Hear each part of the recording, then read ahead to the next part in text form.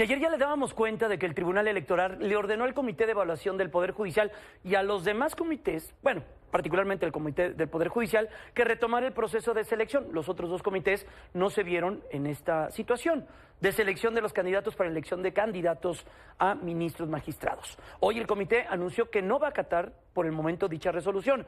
Vamos a platicar directamente con la magistrada Emilia Molina, integrante de este comité, sobre este tema. Muy buenas noches, magistrada, ¿cómo se encuentra? ¿Qué tal? Buenas noches. Muchas gracias por la invitación. ¿Qué es lo que sigue en ese sentido y qué decir ante lo que ayer sucedió en el Tribunal Electoral del Poder Judicial de la Federación? Bueno, primero quisiera yo, si me permites, aclarar que no dijimos que no íbamos a acatar la orden del Tribunal Electoral. Lo que realmente hicimos fue, hoy en la mañana nos notificaron la resolución del Tribunal Electoral y lo que decidimos, una vez que sesionamos en el comité, fue que dado que tenemos en este momento órdenes contradictorias de órganos jurisdiccionales no vinculados, ninguno es jerárquicamente superior o inferior del otro. Es decir, tenemos por un lado las órdenes de los juzgados de distrito, son dos que nos dijeron que habían ellos ordenado la suspensión de este proceso y en particular de las actividades de los comités, y nosotros obedecimos esa orden, esas dos órdenes, y esas siguen vigentes, siguen siendo válidas y están ahí pues en los juicios de amparo. Y por otro lado, tenemos esta orden del Tribunal Electoral en un juicio que no tiene nada que ver con el juicio de amparo, sino que es un juicio en materia electoral, en donde además no fue materia de impugnación las órdenes de los jueces de distrito, y entonces lo que nos dice es, tienen que reanudar. Lo que tenemos pues es dos resoluciones contradictorias de órganos jurisdiccionales totalmente independientes, autónomos y en juicios totalmente distintos, y en un Estado de Derecho, para poder resolver eso, pues hay que buscar los mecanismos que las propias leyes dan para dar certeza jurídica, es decir, para saber qué hacer. Y en el caso que estamos enfrentando, la Ley Orgánica del Poder Judicial de la Federación, en el artículo 11, establece una facultad del Pleno de la Suprema Corte para resolver este tipo de conflictos, es decir, de estas contradicciones entre dos competencias distintas.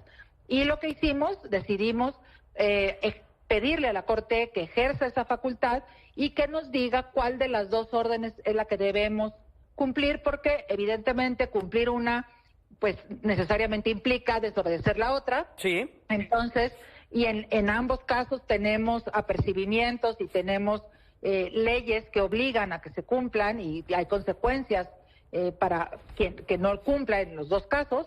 Entonces, pues la única forma que tenemos no es nosotros decidir cuál es la válida, porque no tenemos facultades para ello.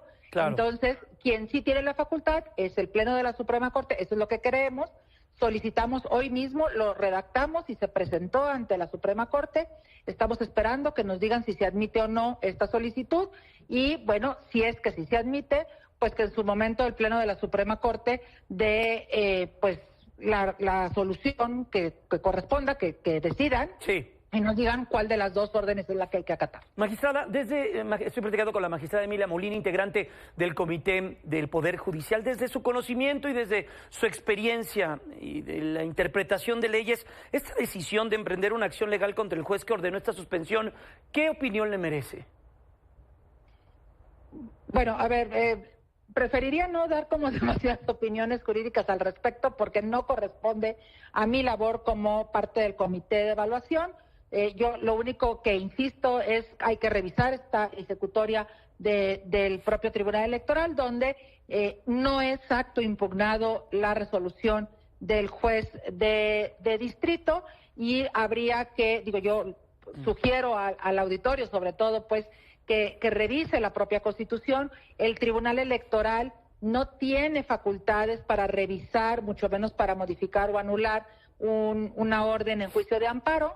Entonces, bueno, ¿qué es lo que hizo el tribunal? Eso es válido porque la mayoría de la sala determinó que así fuera, y yo sigo creyendo en el Estado de Derecho, y en el Estado de Derecho las cosas que no se pueden impugnar aunque no nos gusten, pues son válidas. Entonces, precisamente por eso es que nosotros no quisimos decidir qué es lo que había que hacer, sino que lo decida quien sí tiene facultades, y en esa medida, bueno, habrá que ver cuál es el desarrollo de esta solicitud, y porque además hay que recordar que si eliminamos por completo el Estado de Derecho, es decir, hacer caso a las determinaciones judiciales y hacer caso a lo que dicen las leyes en cómo se deben impugnar, ante quién se deben impugnar, y que una vez que ya no tenemos forma de impugnar, hay que acatar en cualquiera de todos los casos, no solamente en temas de reforma judicial, pues si eso ya no lo tenemos, lo cierto es que ya no hay nada que sostenga la democracia. Y por eso es que nosotros, los 5 integrantes del Comité de Evaluación del Poder Judicial de la Federación, en esta búsqueda de seguir sosteniendo la democracia, el Estado de Derecho, pues es que hicimos esta solicitud y estamos en espera de lo que determine la Corte. No sé, porque eso no lo solicitamos nosotros, si se hará alguna petición respecto a estas otras cosas que determinó el Tribunal Electoral respecto del juez de distrito.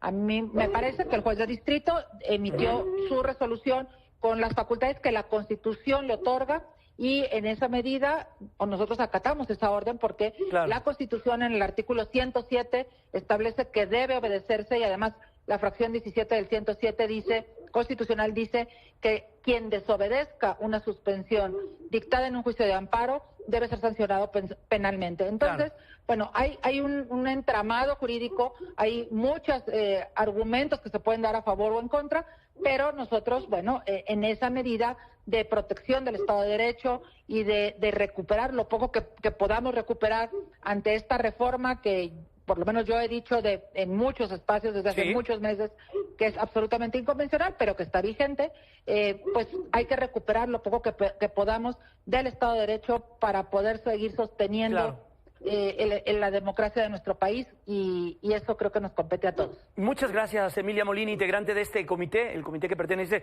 al Poder Judicial y también presidenta de la Asociación Mexicana de Juzgadores. Muy buenas noches, que esté muy bien. Buenas noches, muchas gracias por el espacio. Hasta luego.